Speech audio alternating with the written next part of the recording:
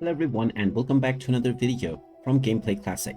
In this video, I'm going to show you how to change your camera view settings on the Resident Evil 2 game. So let's get started right away. First of all, open up the Resident Evil 2 game on your device, and once you open it up, you will gain access to the main menu. From here, in order to change your camera view settings, go ahead and click on Options. Now in the Options screen, just click on Camera and you will now see various different settings for your camera. You can change your camera inversion settings for the normal gameplay as well as while aiming.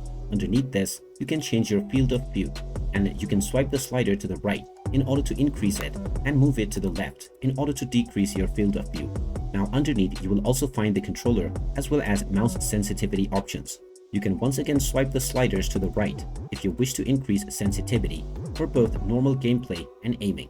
At the very end, you also have the option to turn on or turn off camera wobble. If you turn this off, then there will not be any wobbling movement within the camera whenever you are moving within the game. After setting up all of your desired settings, you can go back and start your game.